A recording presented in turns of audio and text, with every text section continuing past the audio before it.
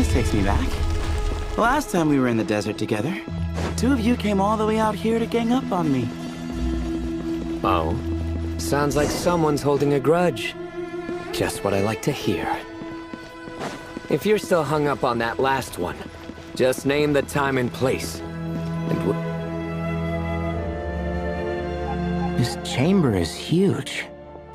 I can't even imagine what it's used for. Oh. What's wrong? I seem to have stepped on some kind of stone slab. Huh. There's a pattern on this, but it's hard to make out with all the dust. Huh? Look! The shape seems to match the markings on the ground over there. Let's slot it in and see.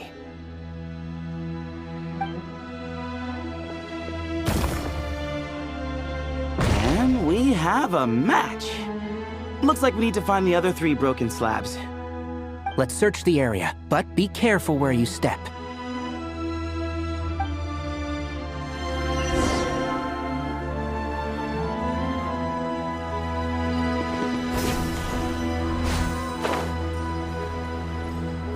Ooh, got one! Ouch, but watch out. The edges are kind of sharp.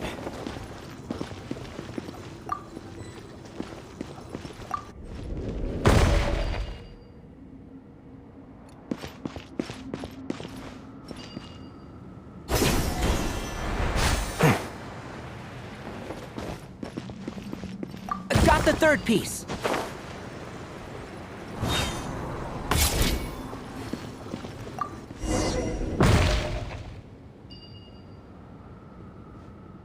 We just need one more. Huh. Look! A cat! Could it be the same one Jer mentioned? I don't think we need to worry about startling him. He doesn't seem afraid of people. Yeah. If anything, it seems like he wants us to follow.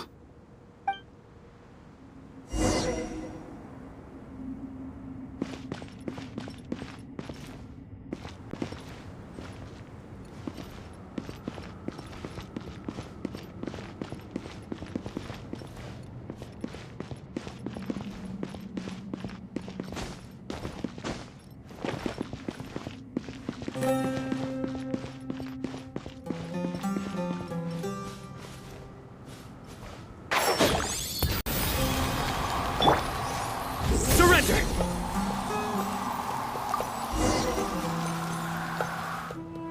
Oh, he led us to the last piece. Who's a good kitty?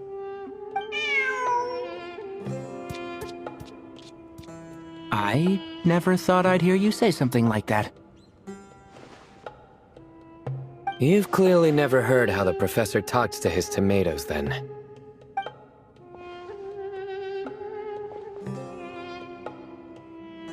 Alright, well, that's that. Now, we need to figure out how to get rid of all this dust. Behold, the great Vayu Viastra. Be honest. You've been waiting to say that for how long now? Just activate the mechanism.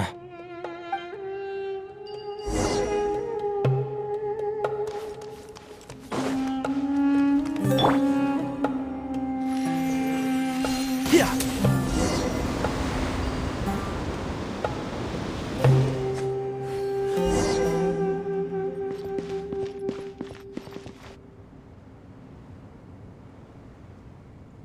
Huh. It worked. It's a picture of... 3 Hermanubises? That can't be right. The ears aren't vertical. Oh, true. And the looks fall short. My hat is much better looking.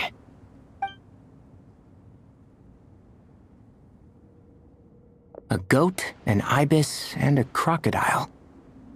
Oh, wow. Our botanist knows more than just plants. Riveting observation. I was just thinking. These 3 figures look a lot like the 7 pillars of King Deshret.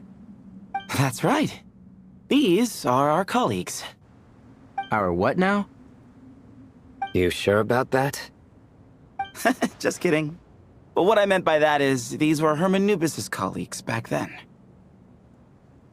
The middle one is the Goat King Hereshef, Minister of Ministers, the god Amun's most trusted chancellor. Records say he was the deputy king of the Desert Sands, chief among the Seven Pillars. Someone even more impressive than Hermanubis? I wonder if that ever got his goat. Sorry, couldn't resist.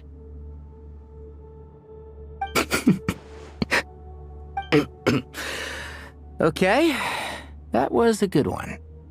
Wait, really? I've got so much more where that came from.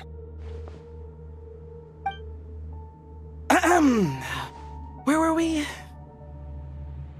This is Sopik, the Crocodile King, captain of captains. As the name suggests, he was a valiant commander and had dominion over all weapons of war. And finally, this is the Ibis King Thoth, scribe of scribes. Your memory's pretty impressive. I bet you're almost as good as me at memorizing cards. A scribe. Did he manage archives then? Like Alhaitham? Wait, that's all Alhaitham does? I never knew being an academia scribe was such a cushy job. Well, that's how his friend put it, anyway. But it does seem like he has a lot of free time. Well, I don't know much about the academia, but I'm sure the Ibis King had more responsibilities than that. The temple's records say he represented the wisest aspects of King Deshret, inventing the desert script and arcane arts at his king's command. He must have been quite the impressive man then. Or creature, depending on how you look at it. Still, why are these three the only ones represented here? What about the other pillars of King Deshret? Maybe because the three of them were extra close? Huh. Kinda like us. Oh yeah! Maybe we should have someone inscribe us on a commemorative stone slab too. Or we could just take a picture. It would serve the same purpose. Anyway, no more distractions. Huh. Doesn't it look like there's writing carved into the corner? Huh. There is. And it's in the ancient desert script too. Looks like the Ibis King left you some homework. Give me a sec. I'll try and translate it. The ministers are unvirtuous. The scribes unwise. The captains unworthy. My end is not humanity's end. Hereby bestow upon you all a far side of eternity. Wait, so they went to Aru? It doesn't sound like it was their idea. The far side of eternity is said to be the final land of dreams for all desert dwellers. But if such a place did exist, wouldn't it also be an inescapable prison? Yes, and based on the writing here, it's clear King Deshret wasn't pleased with these three. This gift he bestowed upon them seems more like a punishment. Such is the power of a king, I suppose. Which means the goat's the one who got in the end. Huh. Yep, not as good the second time. What? Impossible. Well, looks like that's all we can learn here. Should we keep going? Yes, no time to waste.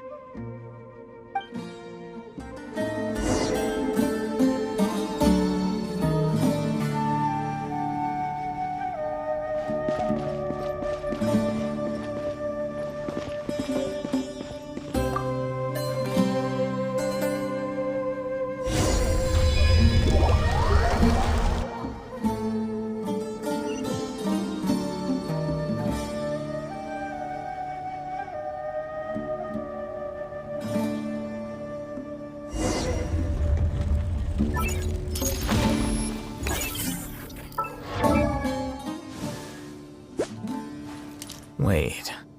Huh? No.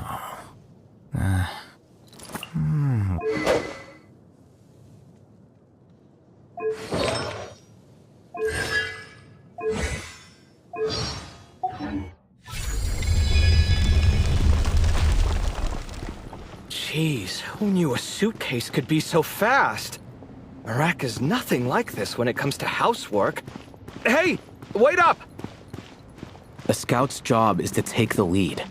Just let Marak figure it out. Easy for you to say. I'll be the one doing the repairs if something happens. Why don't you go scout ahead then? When I think of a comeback, I'll let you know. Oh, Marak stopped. What is it? Found something? Looks like something covered in sand. Let's get it out then. Come on.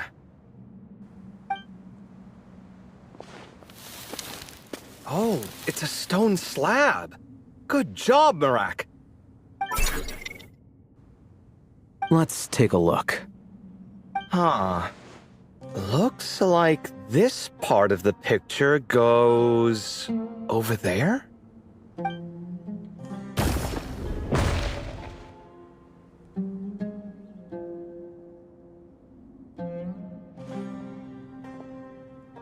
In that case, there must be other pieces.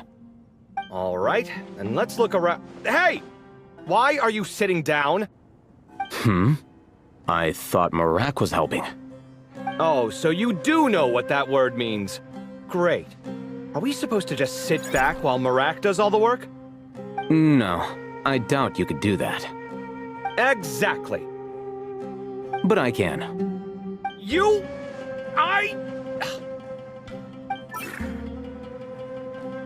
See?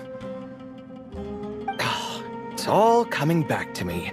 How insufferable it is to work with this no-good, do-nothing... We could be more efficient, I agree.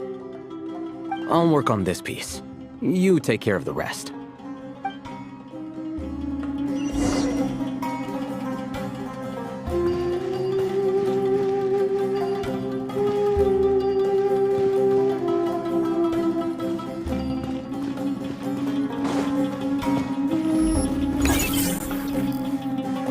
Flicker. Found one!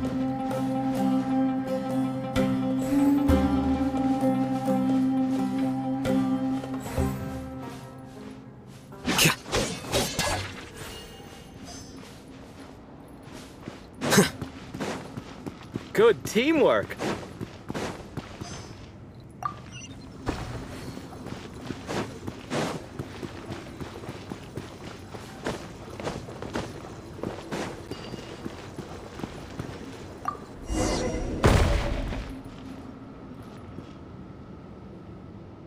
Looks like we found them all.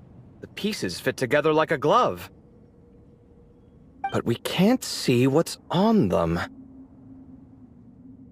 Turn around. Huh? Look. Oh, I've seen this before. It can create strong winds. Just what we need to clean off the slab. Come on, let's... Hey! Don't worry about me. If I sit here, I won't be in the way. Oh, you don't want to be in the way? Then sit right in front, so the device can blow you straight back to Sumaru City.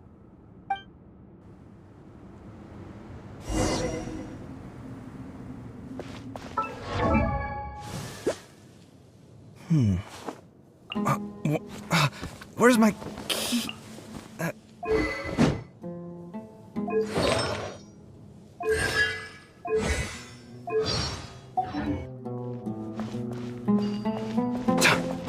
Scanning. Ha! Ta! Ha! Come at me.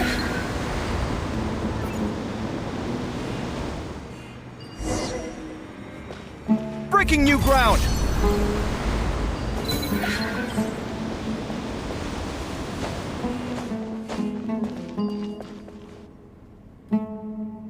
Done. Huh. That's one big cat. And there's a shattered crown. I think it's depicting some kind of story. Look, there's writing too. The Ibis King answered the young noble, granting him the wisdom he sought. But the fragile crown was shattered by lies in the end. Here I leave the name. Gudar's. Gudar's? I've seen that name in a history book before. He was a young noble who sought to save his realm, and a king who once united the desert. That's right. Although his methods were rather shameful. During his long reign, he betrayed his family and the nobles who supported him, only realizing the error of his ways after his enemies left him nowhere to turn. But by then, it was too late. Seems like a common occurrence across history. Different people, same mistakes. It's an inevitable pattern, destined to repeat itself.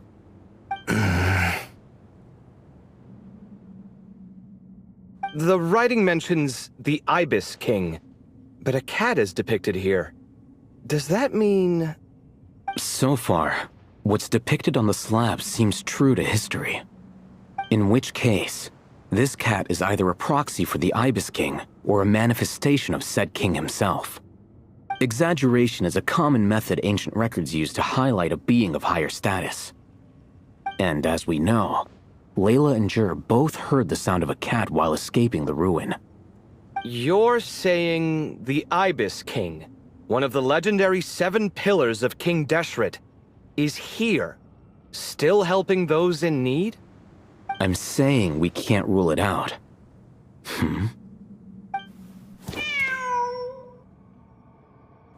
Wait, there it is! The cat!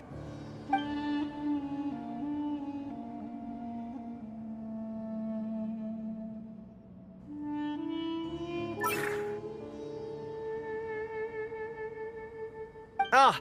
Marak went after him! The cat's showing us the way forward. Come, let's follow. Okay.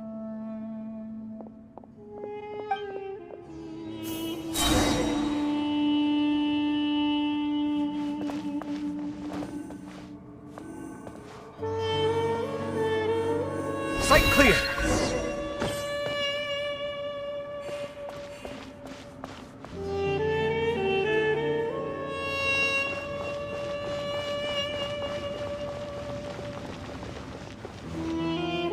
Huh. The cat's... gone. Yes, but look where he led us. Oh. Another slab. It looks similar to the last one.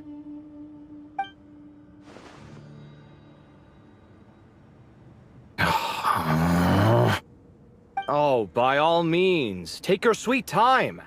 Wouldn't want you to overexert yourself.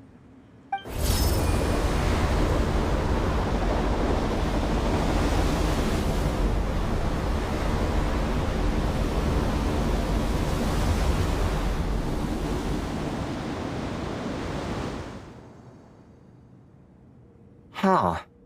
The scene depicted here... Seems to be a different tale. The Ibis King answered the Jinn-blooded dancing girl, granting her the wisdom she sought. But enemies plotted to kill her close kin. Snake venom was her self-chosen end. Here I leave the name. Makaira. The Temptress of Woe? You've heard of her? Of course. I don't just sit around doodling all day. She's mentioned in tons of papers about the desert. As I recall, she was given as a gift to the tyrant king of Gurabad, and later seized the opportunity to kill him. After getting her vengeance, she reigned as queen for many years, until her enemies attempted a coup, and she took her own life. That's more or less the version I've read as well. It seems this queen also had dealings with the Ibis King. Yeah, I'm starting to find this whole granting wisdom business a bit concerning. I mean, considering how Gudar's and Makaira ended up, it might not have been a good thing. But, at the same time, if the cat guiding us is linked to the Ibis King, then he doesn't seem like a villain either. People are complicated. And the same is true of the servants of the gods, no matter their wisdom or power. Let's reserve judgment for now and keep moving.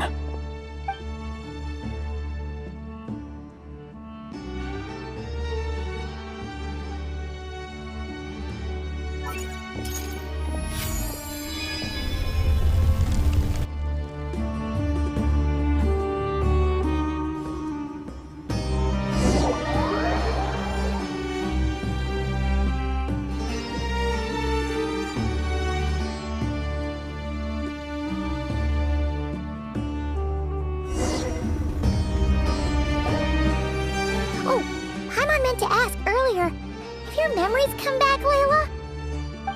No, sorry. To be honest, nothing about this experience feels familiar.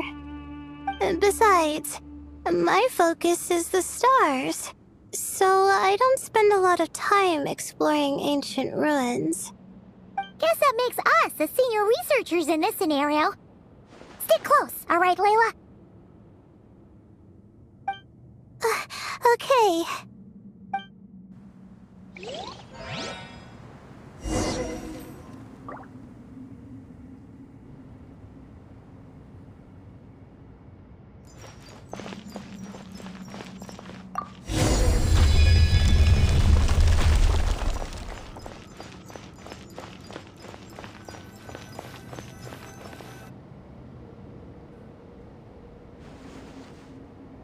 Wow, what a tall ceiling. Yeah, for such a big place, it's so empty. Like no one ever lived here. Sure must have been boring to live in ancient times, staring at ceilings all day. Now that you mention it, I've heard some people used to draw star maps on their vaulted ceilings. Some might even make them transparent to better observe the movement of the stars. It sounds so nice. Stargazing from the comfort of your own home. Wait a second. I think I see something up there. Huh? How is Paimon supposed to do that? Oh, right. Flying. Duh. Alright, sit tight, everyone! Adventurer Paimon will be right back!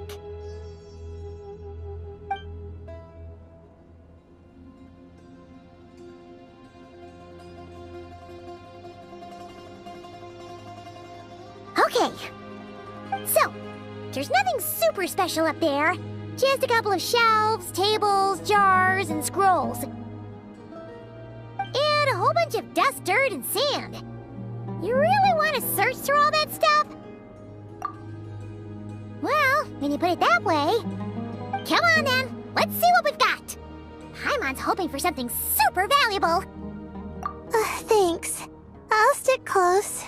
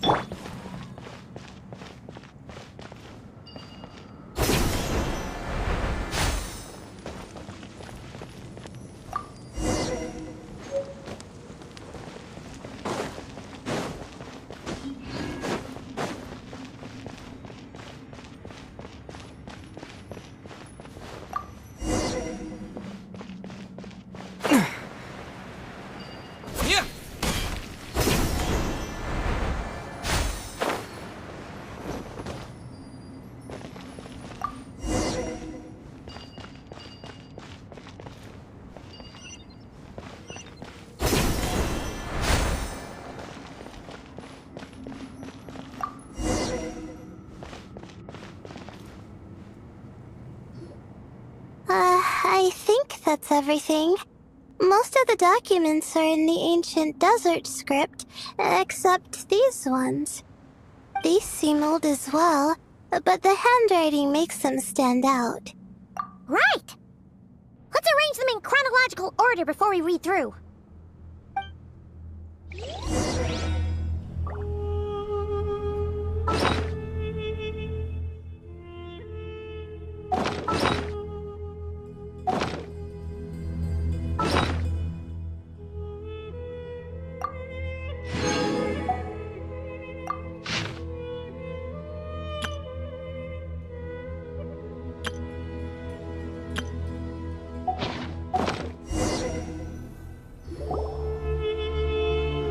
Okay, now let's take a look.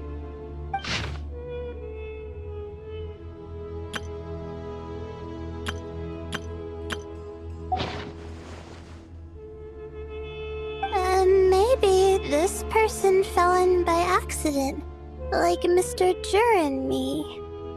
Yeah, maybe. But they don't sound super worried about their situation. So, either this person's an ace adventurer, like the Traveler, or some kind of super optimist. An optimist, huh? Oh, I wish I could be that sort of person. That's right!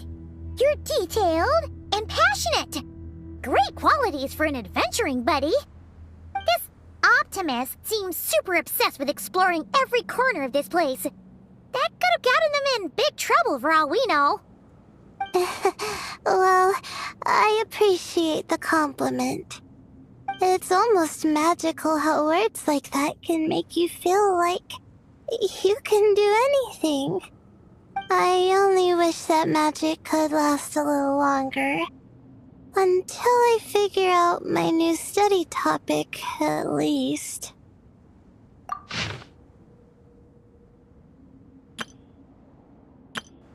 Oh, looks like you were spot on, Paimon. See? Told ya! That's what happens when you don't think things through.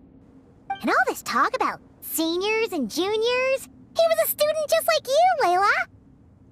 Whew, he sure talks a big talk for a student, though. You'd think he was some kind of old scholar instead. Huh. What is it? Did Paimon say something wrong? No, not at all. I was just thinking, and this might sound rude, but the way this person speaks is just so... you notice too. I mean, it's good that he helped treat his companion's wound, but it didn't seem like it was out of kindness. More like he was looking out for his own self-interest, or thought he could get something out of it. I don't know. Maybe I'm reading too much into it. Yeah. If you're both in this dangerous situation together, wouldn't you mention them at least once? If it were Paimon, she would write down the name of every single person she was with. No one would be able to get away. Actually, I find Paimon's approach quite sensible. It makes sense from a safety perspective, too. That way, if anyone came to the rescue, the notes would be able to tell them everything they needed to know. Whoa! That's genius-level thinking! Well, I learned that from Madame Farazan, actually. I'm not speaking from personal experience or anything. Oh, no! I'm just a student. It's fine! You taught us something, so you're our teacher. Simple as that.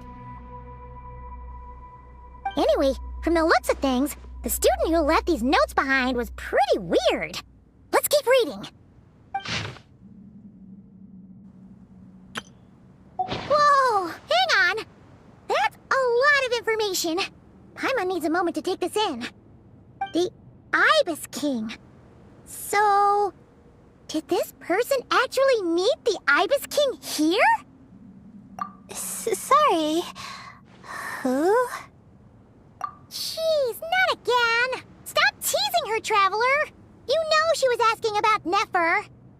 Anyway, Nefer's, a friend of ours. And she's mentioned the Ibis King before, but not in much detail.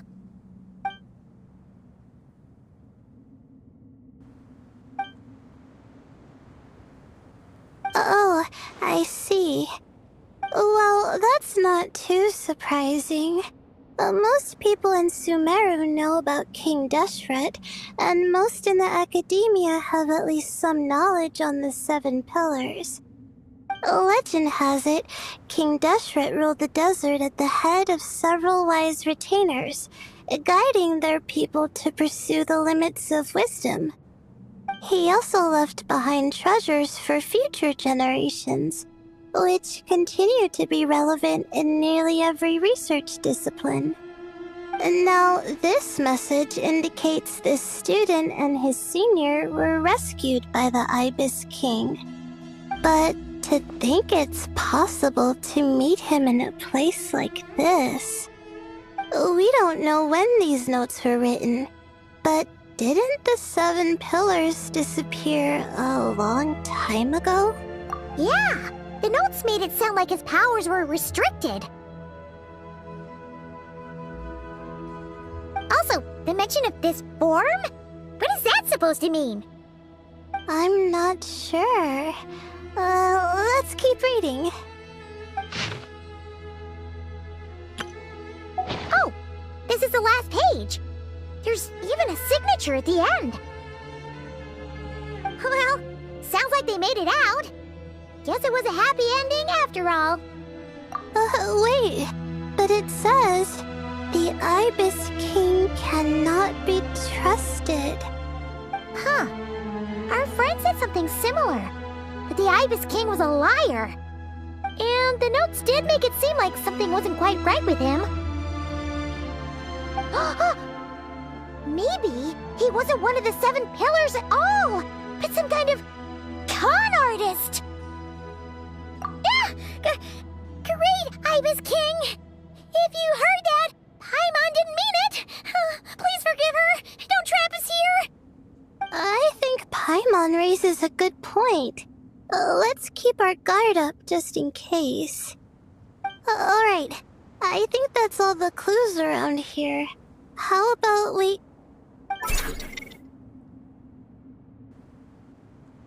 Oh! It's Marak!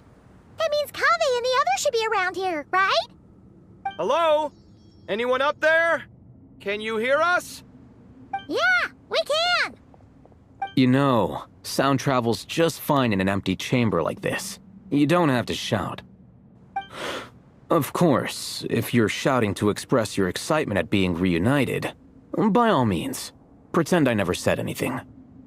Yelling like this is kinda exhausting. Come on, let's head back down.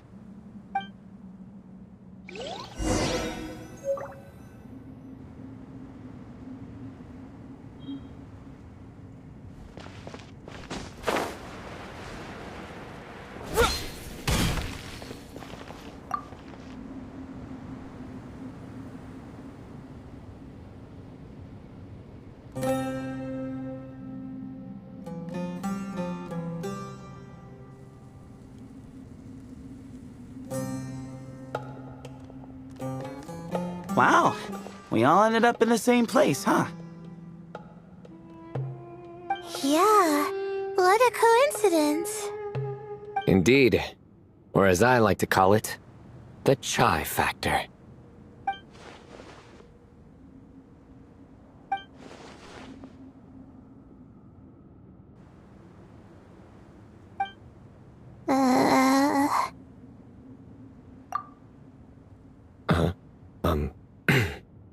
No reply? Just say it. All right. Because it's spiced to sweet brew again.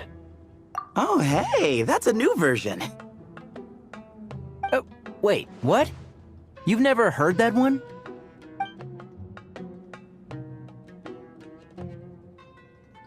What are you looking for?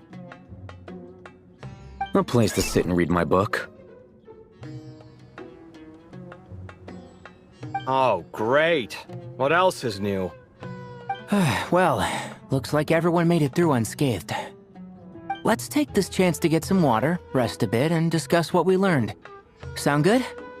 Yeah, let's debrief.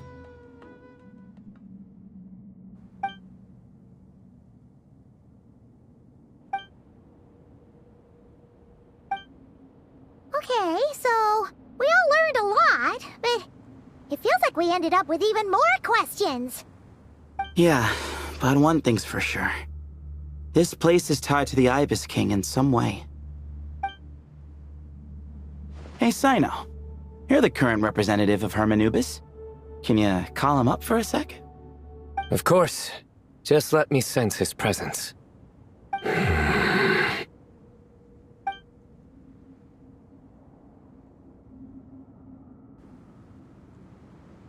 Just kidding. I can't sense him at all.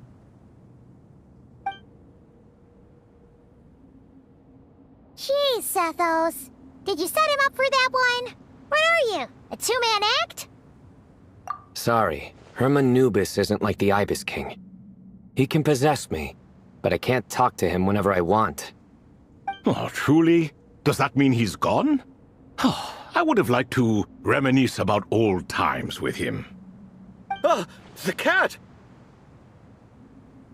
It speaks! Of course it speaks. In fact, it is not an it at all. You do me a great offense. My apologies.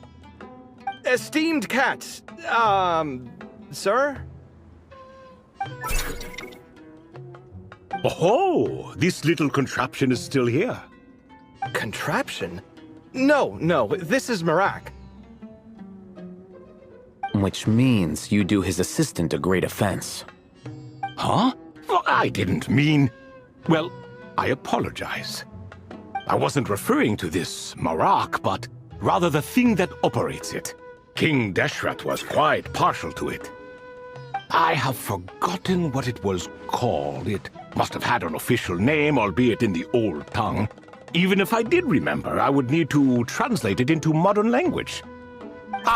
It's not important. Marak's a fine name. Even better than the original, if you ask me. Who thought of it? And the remodeling, quite well done indeed. This Marak looks much happier in its current form. Oh, and the components should have model numbers written on them. You can look them up if you're curious. This cat talks a lot. Quite the one-sided conversation. Is this what the Ibis King was like? He seems quite eloquent. I wonder if he plays cards. Ha! I knew Marak was a great name. Go me! Let's see, what page was I on again? Should have brought a bookmark. That all went over Paimon's head. Hello indeed. For you to know my name. Yes, I was not mistaken. You are special among your companions. But you are all guests. It is only proper to invite you in. Come then, this way.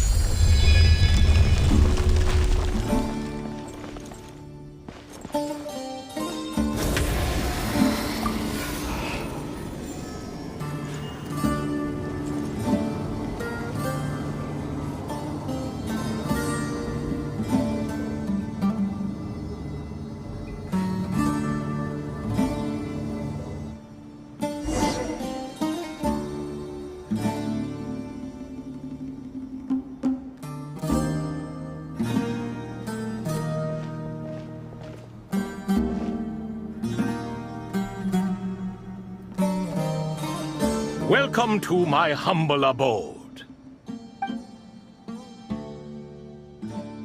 Oh, your house sure is spacious, Lord Ibis King. I fear it's not quite what it used to be. In fact, it has long ceased to be my home at all. It belongs to the descendants of the cats I once raised. Such adorable creatures, aren't they? Take the one I'm borrowing here, for instance. A chubby fellow with such lovely fur. Anyway, tradition dictates that a special guest such as yourself be presented with a gift. Alas, it's a first-come, first-served basis, you see. I fear with the passage of time, none are left. What? So the treasure's gone already? Treasure, you say? Not an inaccurate description. Yes, and no. I have the power to grant gifts inaccessible to the masses. The only requirement is answering a question. Not a bad deal, yes? Of course, my questions were given unto me by King Deshret, who in turn received them from the Mistress of Flowers. There are 3, and no more. What causes our rise and fall? What obliterates love and hate? What determines truth and falsehood? The more he talks, the less Paimon understands. I see. That must mean Gudars and Makaira managed to answer 2 of the 3. Ha ha ha! Another who understands. Oh, so that's the event those 2 slabs are depicting. Ah, priests and their records. A singular obsession, and quite boring, too. After being imprisoned within Aru, I could, on occasion, take the form of a cat to converse with those around me. But I despised speaking to them. No conversational skills whatsoever. Now, humans like you who stumble in here from time to time, you are much more interesting. Hold on! We're getting off topic again.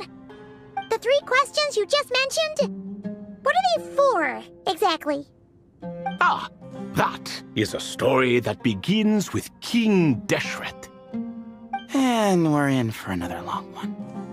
Nostalgia for the past is common to us all, is it not? And our king, he was such a proud, solemn man in those days. He watched us speak of the present and the future, of the wisdom we possessed or were about to obtain. We were his proud retainers, confident in our belief that, so long as each one of us used our abilities to the fullest, progress was inevitable. Yet, King Deshret's ambition was not destined to be allowed in a closed-off world such as this. So nothing went as planned. In fact, from the beginning, there were signs an outcome of this nature was inevitable. Because although there were 7 pillars, one was forever absent. Al-Ahmar would insist the Dendro Dragon Sovereign was one of us, but the dragon herself rejected that idea. Huh. Like a card you can never seem to draw from your deck. More like a card that was never in the deck to begin with. Alas, that's just who Al-Ahmar was. There was nothing we could do about that. And I always preferred chess to cards. In the end, life grew unbearable for our king. But, of course, those who remain must continue to live on. But subjects like us were less fortunate. After all, the fate of a retainer is decided by the king, including the chance to walk away. So it was then that King Deshret had Kroko, Goti, and I locked up within Aru, where we remain to this day. Krako. Goti? Ah, of course. You're more familiar with their full names. Sobek, the Crocodile King, and Hereshef, the Goat King. And let me tell you, when it comes to chess, Hereshef was a habitual backseat strategist, always spewing nonsense from the sidelines. Well, Sobek was all too quick to take his terrible advice, to the point where I was the one who got accused of cheating. Chess is an exercise in patience, and that man couldn't sit still to save his life. He could never excel at that game. In fact, neither of them were good at chess. Even so, we played together often, and since I was always the winner, we got along quite well. What are you laughing at? Were we not good friends? No one's laughing. Paimon would never. No, not you. It's Goti. He's laughing for no reason again. Can you not hear him? Ah, right. Of course you can't. The 2 of them are inside Aru, as am I, so only I can hear them. What is even going on here? Has he, started to lose it after being trapped for so long? That does happen to prisoners serving life sentences. Speaking of which, how's Azar doing these days? I doubt he's doing much of anything. Just what I wanted to hear. What is the meaning of this? You doubt my words? I have half a mind to not talk at all. Oh, no. They're not questioning you, Lord Ibis King, just discussing other things. Please, continue. In that case, where were we? Getting to the part about the 3 questions. Hopefully. Ah yes, we're almost there. Before I entered Aru, King Deshret said I could be released from my eternal seal if I chose humans who could provide the correct answers to those 3 questions. The first person who caught my eye was Gudars. I asked him, "What causes our rise and fall?" He answered, "Conspiracy and betrayal, for it renders the righteous and wise unable to succeed, and thus nations fall." I found his answer quite interesting, so I bestowed upon him the power to deceive. The second human I chose was Makaira. I asked her, "What obliterates love and hate?" She said unto me, "I have nothing left to lose. Vengeance alone can quench both love and hate." I found this to be another fascinating response, so I granted her the power to be loved. But both of them ended up... Now then, young one, riddle me this. Did their answers point to this fate, or was it the power I bestowed upon them that determined their end? I'm just an observer who doesn't understand their circumstances, so I can't answer. A clever reply. I do not wish to comment either. It is all in the past at this point. My only wish was for their answers to be acknowledged by King Deshret's rules, and bring me one step closer to freedom. As for the final person, her fate remains to be seen, so I will not reveal her name. I asked her, "What determines truth and falsehood?" and found her answer quite compelling, so I bestowed upon her a gift to match. As you can see, however, I have not been freed, so it's clear the answer she gave at that time was wrong. But, alas, 3 people were chosen, and 3 questions were asked. So now all I can do is wait. Wait until her wisdom is in line with the rules set forth by my king. Until she has found the true answer to that question. No wonder there was no 3rd stone slab then. Or perhaps you're just not ready to include her in the story. Though, that might be a generous interpretation. Well, it's not merely because her story remains unfinished. As the remaining priests of this place left, or passed on, there were none left to record the events that followed. Besides, stone slabs are few and far between in the Great Red Sands. In the sprawling desert, very few things or people even manage to leave a trace. But sometimes I can't help but wonder, if that young man from several centuries ago had been willing to answer my question, would I have left Aru by now? Wait, so there was someone else? Of course, it has been thousands of years after all. All sorts of people have stumbled upon this place, but I only chose the special ones. That young man had such a singular intelligence, though his companion, by contrast, was rather average. The author of those notes we found? The student named Zandik? Ah, yes, I think that was his name. In truth, I was unsure whether I should grant him my 3rd remaining gift. He was, of course, exceedingly clever, but he was also mistrustful and narcissistic in equal measure, and there did not seem to be a line he was unwilling to cross. Too much power could be dangerous in the hands of someone like him, so I found myself rather relieved when he declined my gift. Oh, he turned you down? Did he give a reason?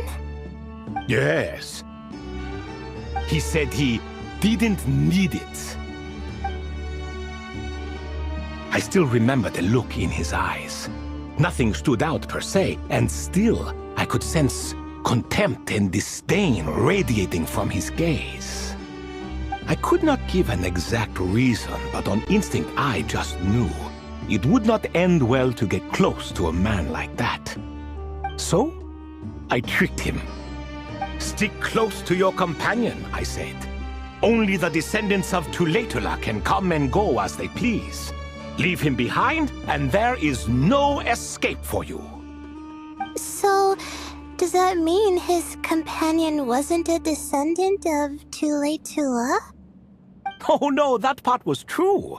The lie was in the other half. Anyone can enter or exit this place. There are no restrictions. I saw that his companion was exhausted and was concerned Sandik might leave him behind, or worse, that some other accident might befall him. So I made up an excuse to prevent Sandik from going a step too far. Oh, and speaking of, Sandik's companion had the same blue hair and pointed ears as you. Wait, does that mean Layla's also a descendant of Tuletula? Indeed. When Hermanubis founded that city, he took in many who had nowhere else to go. Today their progeny are scattered to the four winds, and indeed are far more numerous than I could have imagined. So the person you protected could have been my ancestor. Yes, yes. You're very welcome for that. Could I ask another question, Lord Ibis King? Of course. I have nothing but time, I'm afraid. Did you also save me and a man named Jur? I did. You two were quite unlucky bumping into a device King Deshret once used to measure human brain power. That contact caused more knowledge than you could handle to flood into your minds. So I replaced that knowledge with simpler, repetitive information. Of course, the side effect being the same thought repeating over and over again in your mind, but that should resolve itself in time. How many moons are there in the sky? Yes, that was the phrase I used in your head. I forgot the other one, though. I believe it had something to do with food. Both were spur-of-the-moment decisions, so no need to dwell on the meaning too much. Oh, I see. Thank you, Lord Ibis King. As I said, young one, you are most welcome. If you're inclined to return the favor, perhaps you could turn off that device so no one else can trigger it? There's only so much a cat's paw can do, so I'm afraid this is something I must leave to you. Or Marak, I suppose. Oh, splendid! Another one bites the dust. Such is the fate of things here. Day by day, little by little, the remnants of ages past fade into obscurity. For that reason, the gifts of bygone eras, be they tied to your blood or technological in nature, are not to be revered. They are tools, nothing more. Disrespectful? I simply make the most of what I have. Besides, our king has been gone all these years. What good does it do to revere him now? Oh, are you talking to the Goat King again? No, Croco this time. He's pestering me for another game of chess. Says he wants to even the score. Wishful thinking, if you ask me. If we counted one push-up for every loss, he'd owe me 300,000 by now. Of course, that's just a rough estimate. I've never kept count. It appears that's something you like. Being someone unable to be defeated. I suppose so. All right then. Time for me to extend my winning streak, and for you all to head home.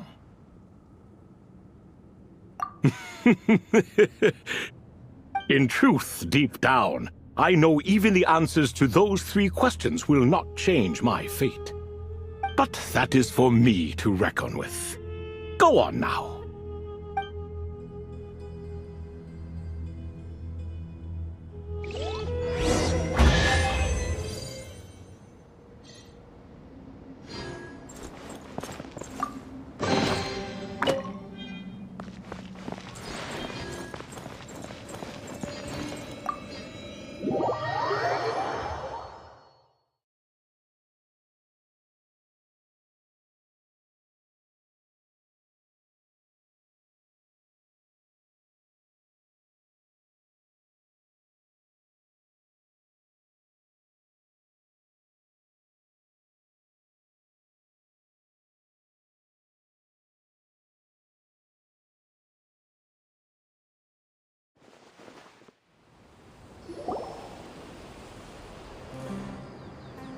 Excuse me, do you even know what time it is? I've harvested 3 crops of tomatoes while you've been gone. You're exaggerating, Professor. I'm making a point. There's a difference. The sincerest apologies for keeping you waiting, Professor Cyrus. See, that's what I call manners. Now, are any of you hurt? Nope. It went way smoother than we expected, actually. I presume the investigation is complete then. Come, tell me all about it. Oh my, did you luck out?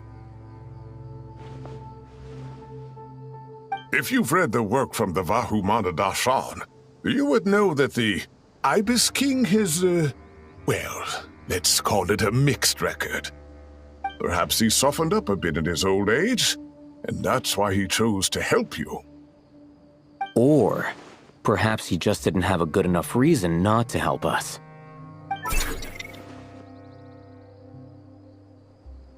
See?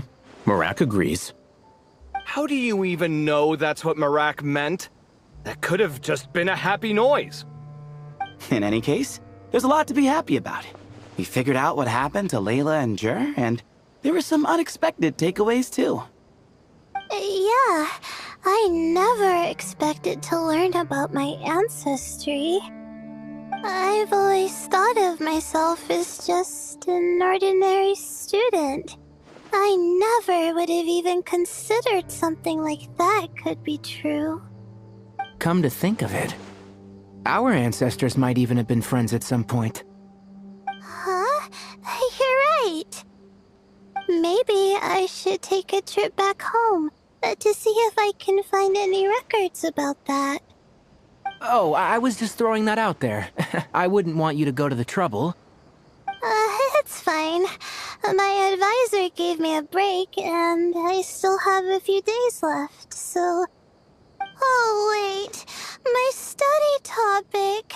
I haven't made any progress at all. No. I need to focus on that instead. Right. Couldn't you help her, Professor? Huh? No, I could never. Me, you say? I'm from the Spatamar Darshan, and I don't think that Nephis or Zahahadi researched the stars. All I have to offer are my homegrown tomatoes. Although I suppose it's not impossible. I can ask a few old friends to recommend some interesting topics. You really don't have to. It sounds like a lot of work. Hardly. A few passing questions while we water the plants? It's no trouble at all. Thank you so much. Of course. Now it's getting late, and you all must be tired. Let's wrap things up here. Some say desert nights are the sun taking mercy on us after the heat of the day. So, let's leave while she still feels merciful.